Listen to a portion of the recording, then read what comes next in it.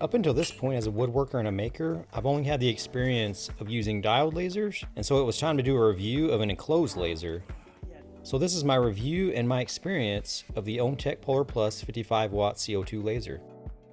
We were able to get the laser up onto the workbench, but I think in hindsight we probably should have left it on the ground. How do you open these things? I've never, I don't know. I might have to watch a YouTube video on how to open these. I improvised and figured out how to open the box. And so at this point I was just excited to get the laser out.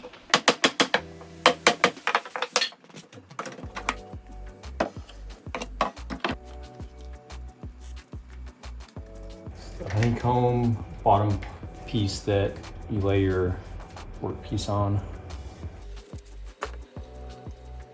The Polar 55 watt CO2 desktop laser engraver.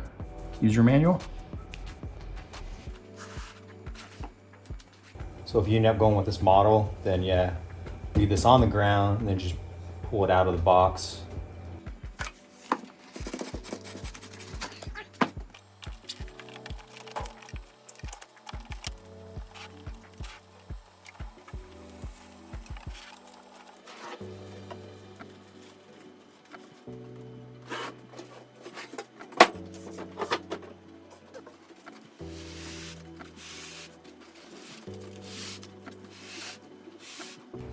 Well, that was a little bit shady. Don't get your laser out like that, like I did.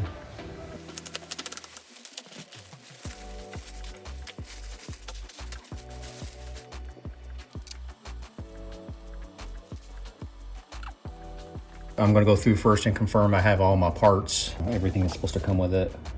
Things were packed really well and they utilized all the space, including the inside of the laser itself.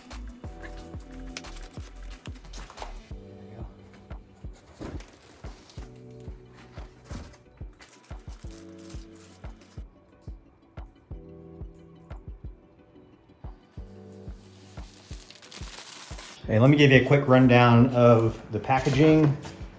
So we have 4-wheel rotary axis with its aviator connection cord. So that's what this is. So we've got that. We've got the cable, rotary cables that are in there, the 60 watt duct fan, the fan remote control, adapter ring, the exhaust pipes. So these, I'm assuming these ducts. 7 is the hose clamps, which are right here, power cord, Ethernet, 2 USB cables. 11 is this little box here, which we have cotton swabs, height ruler, focal ruler, laser keys, remote interlock connector. So you'll need the laser keys and the interlock connector in order to get the machine up and going, as far as, connecting power and actually engaging and allowing you to turn it on. A set of hex wrenches, bag of target discs, bag of O-rings, reference board, USB drive with engraving software, a marker, air tube connector, and focusing head. So that's all in this little kit here. We have a small storage box for fuses, which is here. And then we have the big pack of, you can't really see them on camera, but we give you this big pack of acrylic, cardboard, and thin sheets of what looks like plywood, some type of, really thin plywood. I always like to go through my, just materials, packing list, just to make sure, just show you that, hey, OmTech does a good job of, getting all the stuff you need in your unit, when you order it. And so in this case, there's nothing missing. So everything's accounted for. So now we're gonna move on to kind of doing the startup portion of this and just kind of verifying the system, installing the exhaust and all that. So I'll go through that as well. Yeah, we're gonna move forward on this.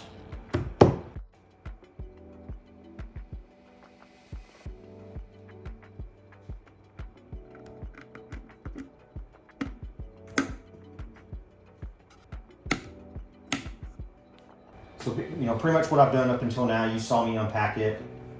I basically put in the honeycomb tray at the bottom here, and I did it they basically have 2 sides, so there's inches and also millimeters. So you can flip it based on what measurement, whichever one you use, the imperial or metric. So, and then this is basically to collect all of the any kind of debris or like ash or whatever that's down at the bottom there. So you can take advantage of that if you need to, you know, get rid of that stuff. And so the honeycomb is down in there. Took the cover off and looked, and yeah, this and everything seemed to be in order. The, you know, the head's on there or whatever, of course. Some lasers will come without the laser head on it. You got to screw it on. So that one is on. So yeah, next step, let's get going on that. So it's said to put in the interlock connector, which is what I showed you just a second ago back there, and then make sure that the power switch is off basically. Plug in the engraver, so we'll go ahead and plug it in. So I'll grab the power cord, make sure that you understand all the electrical kind of, depending on where you live. You know, the United States is pretty straightforward. This is a standard like 110, 120 outlet or whatever. So yeah, and then I'm just going to use like an extension cord. It says turn the switch to the on position, which is it's like I guess. So we'll see. It's not doing anything yet. So insert and turn the key. I just threw on my eye protection because I wasn't sure if it was going to actually turn on. Yeah, when I turned the key, you know, so. The next task was to install the fan duct and try out the exhaust. This was a fairly straightforward process, especially if you are already familiar with dust collection in your shop. Identify the duct you want to install and then apply the clamps to the machine and the duct fan unit.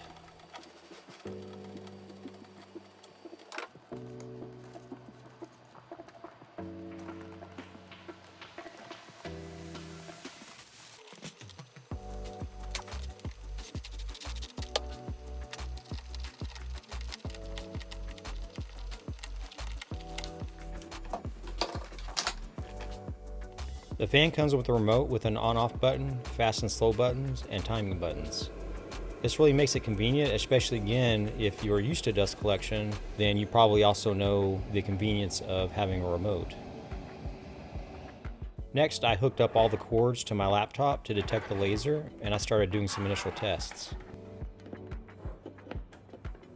The laser has several shut-off switches, so I started out testing those.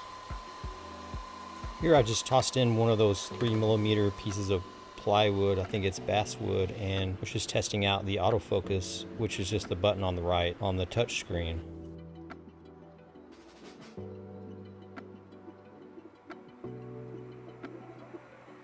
This piece will just be used for calibrating and then just doing the automatic shut-off switch tests.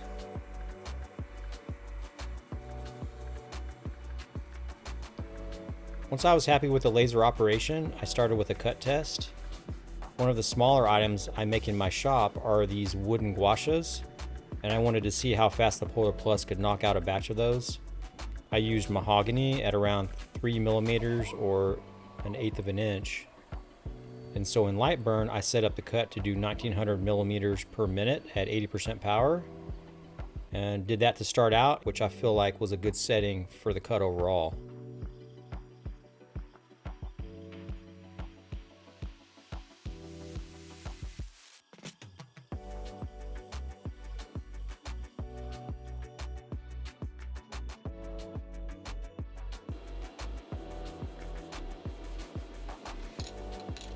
The perfect batch of gouaches.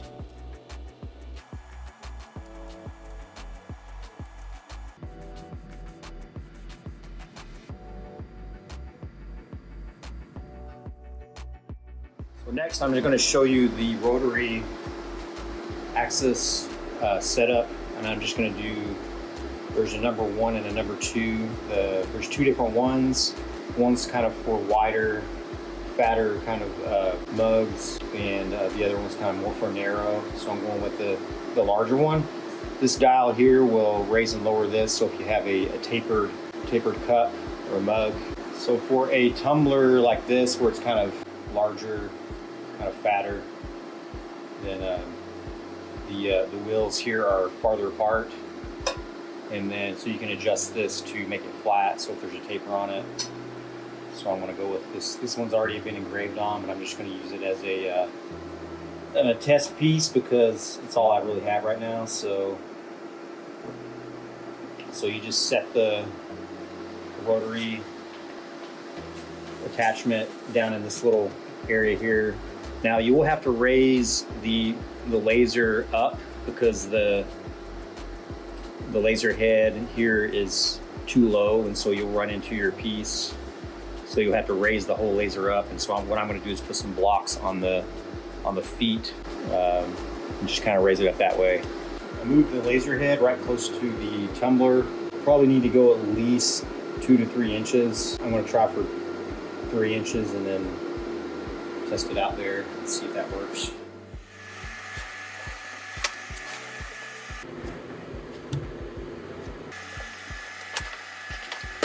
I actually think it's too high now, so probably should have done 2 inches or so. So you can kind of see how high it is. So we'll need to lower it some more.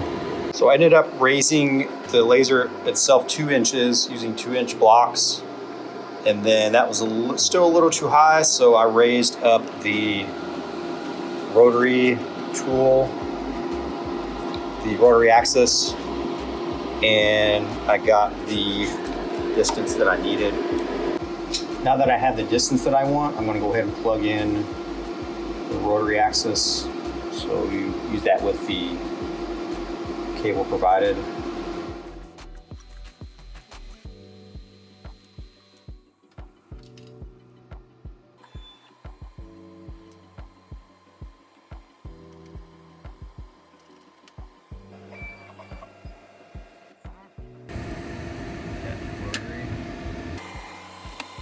So since I'm using rotary number 1, you want to match up number 1 with this arrow right here on the right. If you're using number 2, it'd be on the left side. So that left sticker with this left sticker. So we're going to match this up here.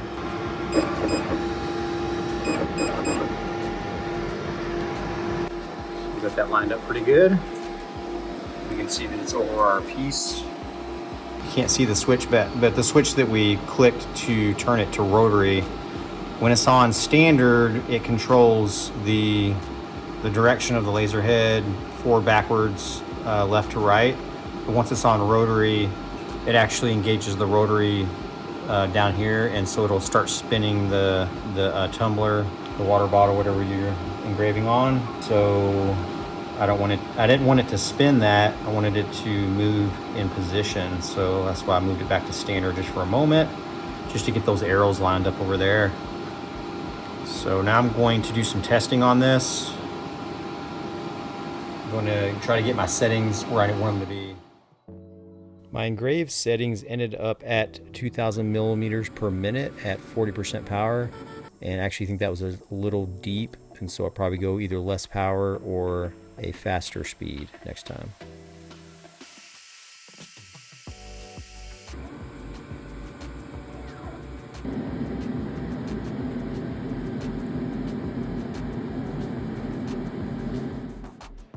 I proceeded to convert everything back to standard laser use by inserting the honeycomb and the tray back in there and then letting the laser back down to normal height.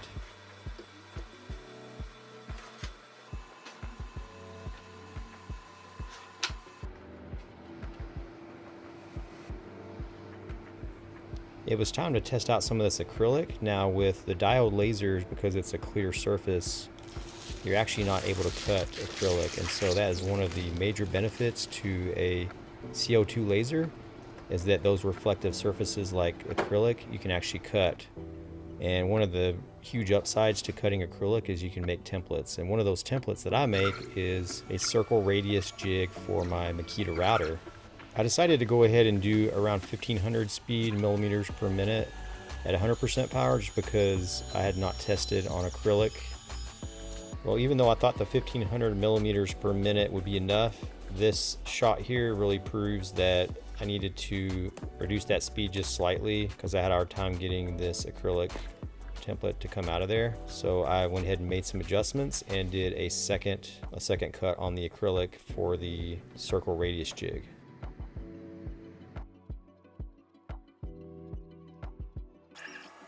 And this time I went with the 1000 millimeters per minute.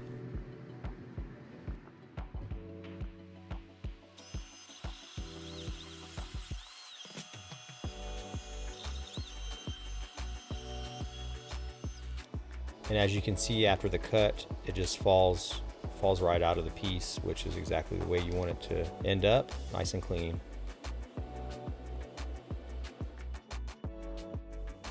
For the next test, I just wanted to do something from scratch on the 30 millimeter basswood, and so I decided to make these bookmarks.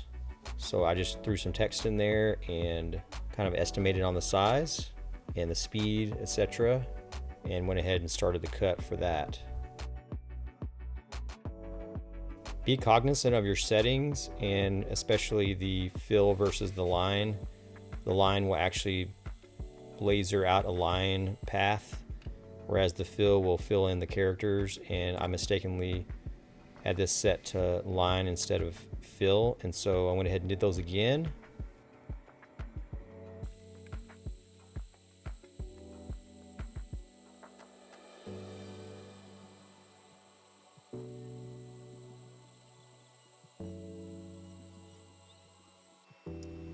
If you keep your original stock in place and you don't move it, you can actually just flip it over like I did. And so you can do a front and back type etching.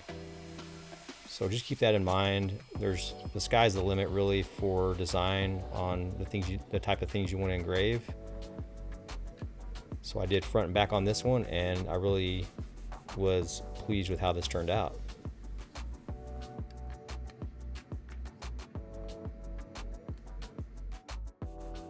So there you have it, the OmTech Polar Plus 55 watt. I think I did every test to show its capabilities, the things it can do. I mean, for me, I'm going from an open laser, diode lasers in my experience in the past, to this CO2 laser, and it's enclosed with the air ducts, the ability to funnel those fumes outside of your shop, which is for me a big, huge plus, and one of the reasons why I love the Polar Plus so much. I'm really glad they added that to this, and so this, the fully enclosed is really a big difference. Now I did have the duct going out the garage door, so I think on a permanent basis you would probably want to have it enclosed, like maybe take it through a wall or something like that, or some type of basically have it go outside so that the fumes can't come back into your shop. And so some of my other observations, so I like that it's enclosed. I like the air ducts, the fan to blow out the exhaust. It's 55 watts, so it's a little more powerful. So obviously for any type of laser work you want to do, it's going to pretty much be able to handle it. And then, you can do lots of cuts, and you can do pretty thick cuts as well. So I enjoy that. The fact that it's powerful, and it works with light burn, which most lasers do work with light burn. It does come with its own software that I chose not to use because I'm used to the light burn, so I enjoy using that, and I've already learned the system. In full disclosure, OmTech did send me this to do a review on it, and so I'm super happy with it. I do like, also in addition, I like the ability for the autofocus. I know on the diodes, some of the more primitive diode lasers, you have to adjust the laser head by hand, and they have just a little distance finder on there as well that allows you to figure out the space between your workpiece and the laser head. So I love that it's autofocus. It's super simple. I think for those features alone, it would definitely be something I would highly consider if you're in the market for an enclosed laser. And so, I have a unique experience that I've only used the open laser diode lasers, and it's literally like night and day as far as the fumes in your shop. And so, even where this is just going out my garage door, it's minimizing it. You know, it's probably like 80% better, you know, as far as the fumes being in here. And so I do enjoy that. And so if you enjoyed the video, go ahead and give it a thumbs up. And if you're not following me already, go ahead and follow me, subscribe to the channel. Remember, until next time, go work some timbers, get out in your shops and do something with your hands, and you'll feel better about yourself. And so we'll see you next time. Remember to use the link in the description to get a discount on the Polar Plus 55 watt.